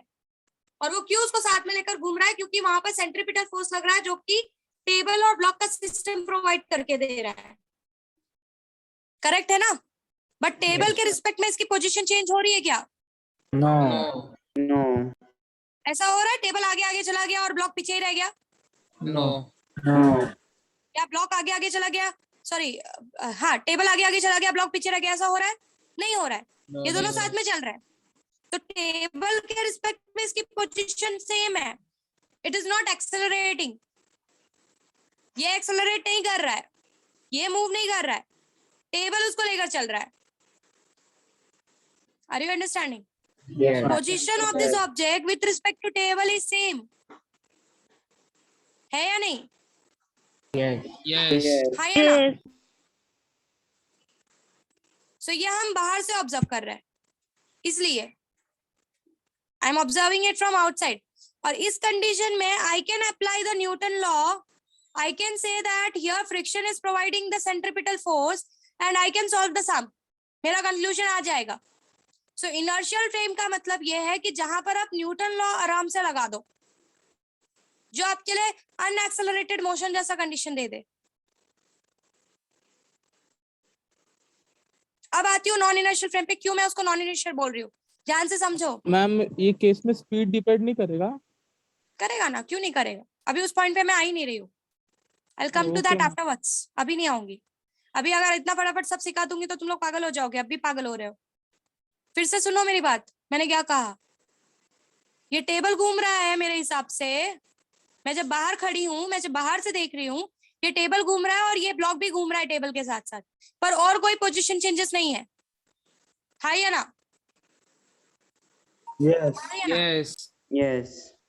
टेबल इस ब्लॉक को अपने साथ लेकर घूम रहा है, पर और कोई पोजिशनल चेंजेस इसके अंदर नहीं है, है ना? So it's a inertial frame. अब आती हूँ नॉन इनर्शियल, जब मैं एक्सप्लेन करूंगी तब तुमको समझेगा कि एग्जैक्टली मैं बोलने की कोशिश क्या कर रही हूँ। बट जब आप इस टेबल पर आकर बैठ गए, जब आप उस टेबल पर आकर बैठ गए और आपको मैंने एक ऐसे डब्बे में बंद कर दिया है, मैंने एक ऐसे डब्बे में बंद कर दिया है जहां पर आपको पता ही नहीं चल रहा आपका टेबल घूम रहा है कि नहीं घूम रहा है, आपको क्या लगेगा? मैम पर सूडो फोर्स तो लगे। एक मिनट रुक जा, अभी मैंने क्या बोला, मैंने क्वेश्चन क्या किया वो आंसर कर पहले। मैंने एक बॉक्स में बंद कर दिया है तुमको, मैंने तुमको एक बॉक्स में बंद दी, भी मैं सूडोफोर्स पे गई नहीं हूँ, I don't want to talk about pseudo force now, मैं आगे जाके बात करूंगी उस पर। फिलहाल मैं तुमको क्या बोल रही हूँ, मैंने तुमको एक बॉक्स में बंद कर दिया है, I have closed you in a box, और ये टेबल घूम रहा है या नहीं घूम रहा है आपको कुछ पता नहीं है। आप जब इसमें बैठे हो आपके लिए टेबल नहीं घूम रहा है, क्योंकि आप उसी फ्रेम में हो। यस। आपके लिए टेबल नहीं घूम रहा है। यस, जब आप जिस फ्रेम में बैठ जाते हो ना, तब आपको पता नहीं चलता उस फ्रेम के साथ क्या हो रहा है, अगर आपके आजू बाजू आपको कोई चीज देखने के लिए नहीं है तो। ये वही वाला कंडीशन हो गया जहां पर समझो आप एक लिफ्ट में हो, you are in a lift, यहाँ पे से ऊपर से केबल का एक वायर लगा है, बहुत ध्यान से समझो ये सारी बातें, नहीं समझोगे तो कंसेप्ट क्लियर नहीं होगा। आप एक लिफ्ट में हो और आपका लिफ्ट पूरा पैक्ड है, आप अंदर बैठे हो, अचानक से इसका केबल टूट गया, आपको पता ही नहीं चलेगा कि केबल टूट गया, आप नीचे की तरफ गिर रहे हो। क्योंकि आप नीचे की तरफ गिर रहे हो, ये आपको तब कब पता चलता है, जब आप बाहर किसी चीज को देख पाते। तो आप जब जिस चीज के अंदर Yes. आप होते हो, आपके हिसाब से वो रेस्ट पे होती है। जब आप अंदर खड़े हो अपने लिफ्ट के, तो आप मूव नहीं कर रहे हो, यू आर एट रेस्ट, आप अपने फ्रेम में हमेशा रेस्ट पे होते हो। हाँ या ना? Yes Yes. ये कुछ कंसेप्ट क्लियर हो रहा है मैं क्या बोलने की कोशिश कर रही हूँ? लैब फ्रेम और टेबल फ्रेम के बीच में, लैब फ्रेम के हिसाब से आपको दिख रहा है कि वो टेबल गोल गोल घूम रहा है, उसके साथ ये ब्लॉक भी गोल गोल घूम रहा है। ये ब्लॉक नहीं रुक रहा है क्योंकि इसके और टेबल के बीच में सेंट्रीपिटल फोर्स अवेलेबल है, जो कि फ्रिक्शनल फोर्स की वजह से है। ये आप एक्सप्लेन कर पा रहे हो। पर जब आप टेबल फ्रेम में चले गए, आप भी इसी टेबल पे बैठ गए, अब आपके लिए टेबल नहीं गोल गोल घूम रहा है, आपको नहीं पता टेबल गोल गोल घूम रहा है। When you're sitting on the table, now you don't have a rotating frame. अब आपके पास रिवॉल्व होने वाला फ्रेम नहीं है, क्योंकि आप और ब्लॉक दोनों एक ही फ्रेम में बैठे हो। अगर मैं हर जगह की चीज ब्लॉक कर दूं, आपको पता नहीं चलेगा कोई चीज गोल गोल घूम रही है। You are in your frame. कुछ समझा? Yes, ma'am. यस ये होता है इनर्शियल और नॉन इनर्शियल फ्रेम में करना काम। इनर्शियल फ्रेम में आपके पास पूरा एक्सप्लेनेशन था। जब आप नॉन इनर्शियल, जब आप टेबल के फ्रेम में गए, अब जब आप इसका पोजीशन देखोगे और आपको ये रेस्ट पे दिखेगा, तो आपको इसको रेस्ट पे एक्सप्लेन करने के लिए, क्योंकि आपको पता है कि भाई सेंट्रीपिटल फोर्स लगता है, आपको ये बात कहीं ना कहीं पता है कि मैं भले मुझे ये रेस्ट पे दिख रहा है, पर कहीं ना कहीं मुझे बाहर से पता है कि इसके ऊपर सेंट्रीपिटल फोर्स लग रहा है। तो ये यहीं पर कैसे पड़ा हुआ है? Now it is in the accelerated frame. अब ये एक्सेलरेटेड फ्रेम के अंदर है, और अब अगर ये एक्सेलरेटेड फ्रेम के अंदर है तो भी ये ब्लॉक यहीं का यहीं पड़ा है, ऐसा कैसे? Question mark.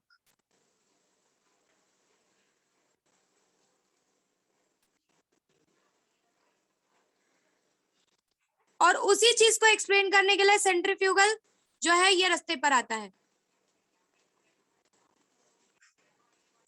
फिर से समझाती हूँ, और मैं नेक्स्ट टाइम तुमको इनर्शियल और नॉन इनर्शियल फ्रेम का वीडियो भी दिखाऊंगी। मुझे पता है अभी तुम लोगों को 1% भी नहीं समझेगा, तुमको इनर्शियल और नॉन इनर्शियल भी क्लियर नहीं हुआ होगा। That is very true, I am very much okay with it. But फिलहाल सिर्फ इतना समझो कि ये बात क्लियर हो रही है कि 2 फ्रेम होता है जब आप किसी चीज को देखते हो। Yes. एक आपका लैब फ्रेम होता है और एक आपका टेबल फ्रेम होता है। ये क्लियर हुआ? Yes Yes. Yes. Lab frame के हिसाब से आपको ब्लॉक और टेबल दोनों साथ में घूमते हुए दिखेंगे। ये क्लियर हुआ? यस जब आप टेबल फ्रेम के अंदर जाओगे, जब आप टेबल फ्रेम के लिए अंदर जाओगे, तब आपके लिए कोई भी चीज रोटेटिंग नहीं होगा। आपका जो जिस रोटेटिंग टेबल पे आप बैठे हो वो आपके लिए एनी मोर रोटेटिंग नहीं रह गया।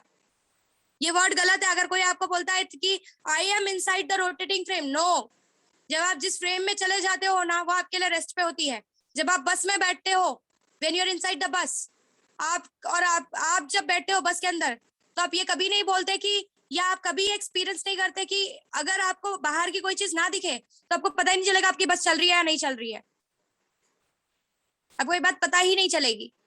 आप कब बता पाते हो कि बस चल रही है या नहीं चल रही? जब आप बाहर का नजारा देखते हो।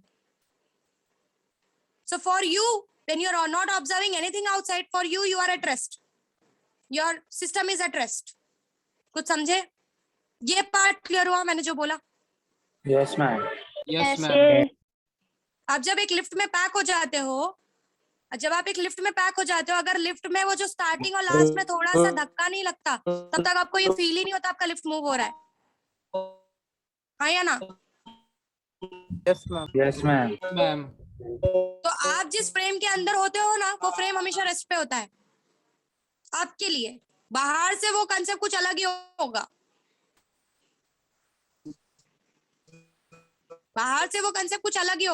पर जब आप इस फ्रेम के अंदर आ गए तो ये फ्रेम आपके लिए रेस्ट पे चला गया है। अगर मैं बाहर के सारे नजारे बंद कर दूं, आपको फील ही नहीं होगा रोटेट हो रहा है कि नहीं हो रहा है। इट इज रोटेटिंग और नॉट रोटेटिंग, वो आपको क्लियर ही नहीं होगा जब आप इस फ्रेम के अंदर बैठे हुए होगे। जब आप इस टेबल के ऊपर बैठे हुए होगे। अगर आपको कोई बाहर की चीज नहीं दिख रही है तो आपके लिए, आप इस फ्रेम में, आपके लिए ये फ्रेम का रोटेशन नहीं हो रहा है, it's not rotating for you जब आप इस टेबल पे बैठे हो। और इसके मैंने 2-3 एग्जांपल्स आपको दे दिया है। You are inside a lift, you are inside a bus. Bus का एक्सपीरियंस कर लो, कभी ट्रेन का ही एक्सपीरियंस कर लो। सामने एक ट्रेन खड़ी है, आपकी ट्रेन है, 2 मिनट में आपको फील ही नहीं होगा कि आपकी ट्रेन चल रही है, सामने वाली चल रही है। ये आपका खुद का पर्सनल एक्सपीरियंस होगा काफी बार का। यस यस यस तो जब तक आप रिलेट नहीं करते हो तब तक आप रेस्ट पे हो, आपका पूरा सिस्टम रेस्ट पे है। तो मैं यहाँ बोल रही हूँ कि जब आप इस फ्रेम के अंदर, आप जब इस टेबल पे बैठ रहे हो, आपके लिए you are at rest, you are particularly at rest. And अंदर जाने के बाद how it is accelerated motion, how बाहर लैब में आने के बाद how it is non accelerated motion, इसका एग्जांपल मैं नेक्स्ट लेक्चर में समझाऊंगी। अभी तुम लोग बहुत सेचुरेट हो चुके होंगे। फिलहाल मेरे को 2 कंसेप्ट क्लियर करना था। फ्रेम समझा सबको? What is frame? यस ये यस क्लियर कि एक हमारा लैब फ्रेम होता है जहां से हम देखते हैं बाहर से, और एक होता है सिस्टम फ्रेम जिसके अंदर हम जाकर बात करते हैं। जैसे यहाँ पर सिस्टम हमारा टेबल था, टेबल फ्रेम। लैब फ्रेम में सारी चीजें एकदम परफेक्ट होती है, कोई टेंशन नहीं। बट टेबल फ्रेम में जाते ही कंसेप्ट पूरा अलग हो जाता है। Lab frame is your inertial frame, क्यों ये भी नेक्स्ट टाइम एक्सप्लेन करूंगी। और your system frame is non inertial frame, ये भी नेक्स्ट टाइम एक्सप्लेन करूंगी। फिलहाल यहाँ तक सबको क्लियर है? Yes ma'am. Yes ma'am. ठीक है। But still even you need to think about it कि अगर आप टेबल फ्रेम में जाते हो तो आपको चीजें कैसी और क्या दिखेंगी, ये आप मुझे नेक्स्ट टाइम पहले स्टार्टिंग में बताओगे कि आपने इसके बारे में क्या सोचा है। और फिर मैं सेंट्रीफ्यूगल पे जाऊंगी। जब तक आपको इनर्शियल और इनर्शियल नहीं समझता तब तक आप सेंट्रीफ्यूगल नहीं समझ सकते, ये बात क्लियर कर लो। So you have to think about it, and then I'll explain you कि why I am saying कि for a person who is standing outside, जो पर्सन बाहर से खड़े होकर टेबल और उस पर्टिकुलर ब्लॉक को देख रहा है, उसके लिए चीजें सब अच्छी है, उसके लिए वो न्यूटन लॉ लगा पा रहा है, आराम से एक्सप्लेन कर पा रहा है।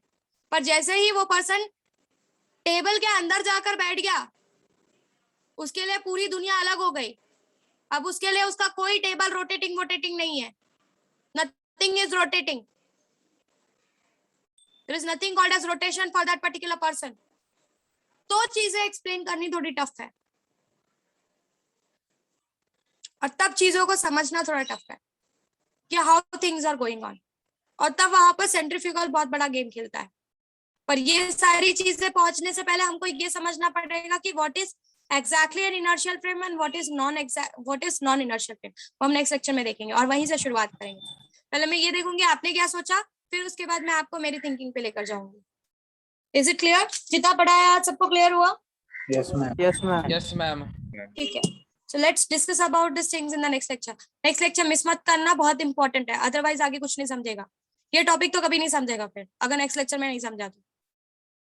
ठीक है, bye everyone, take care. Ma'am centrifugal concept किसने दिया? सेंट्रीफ्यूगल कॉन्सेप्ट ये किसने दिया? ये जब ये देखा गया कि न्यूटन के लॉस कुछ चीजें एक्सप्लेन नहीं कर पा रहे हैं, नॉन इनर्शियल फ्रेम में जब न्यूटन के लॉज कुछ चीजें एक्सप्लेन नहीं कर पा रहे हैं, लोगों को न्यूटन से इतना लगाव था उस समय कि लोगों ने बोला ऐसे कैसे पॉसिबल है कि न्यूटन के लॉ, इतने बड़े साइंटिस्ट के लॉ कहीं एप्लीकेबल नहीं है। तो उन्होंने अपने हिसाब से मॉडिफिकेशन किया और सेंट्रीफ्यूगल नाम की चीज लेकर आए वो। और जब उन्होंने सेंट्रीफ्यूगल लगाया तो न्यूटन का लॉ उस फ्रेम में जो नॉन इनर्शियल फ्रेम था उसमें अप्लाई होने लगा और वो इनर्शियल फ्रेम बन गया। तो किसी नॉन इनर्शियल फ्रेम को इनर्शियल फ्रेम बनाने के चक्कर में ये सेंट्रीफ्यूगल का कंसेप्ट लाया गया। तो मैम ये सेंट्रीफ्यूगल नहीं है क्या? है, पर उसका कोई रीजन नहीं है, वो बस होता है कि कुछ चीजों को बैलेंस करने के लिए वो होता है। इन चीजों के बारे में मैं नेक्स्ट लेक्चर में और डीप में एक्सप्लेन करूंगी। सेंट्रीफ्यूगल बेसिकली न्यूटन के लॉ किसी फ्रेम में लग जाए इस वजह से लाया गया, ये एक बहुत बड़ा बेसिक रीजन है सेंट्रीफ्यूगल होने के पीछे। पर सेंट्रीफ्यूगल नहीं है ऐसा नहीं बोल रही हूँ मैं, इसको लाया गया है, दैट इज वेरी ट्रू कि किसी नॉन इनर्शियल फ्रेम को मैं इनर्शियल बना दूं, न्यूटन का लॉ अप्लाई कर दूं, आंसर ले आऊं, दैट्स वेरी ट्रू कि इसको हमने पेपर और पेन से लाया है।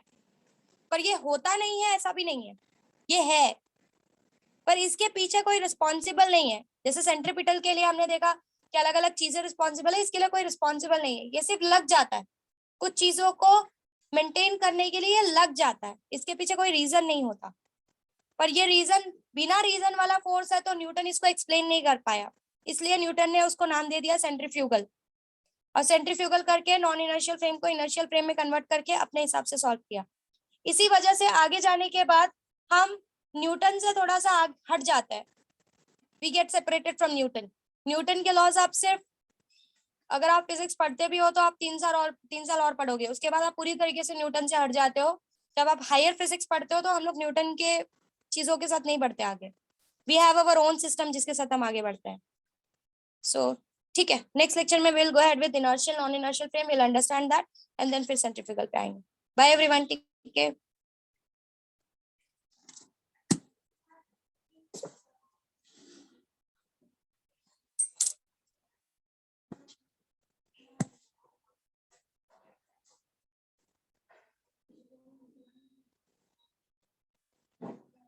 Pratibha ma'am, you can end the meeting now.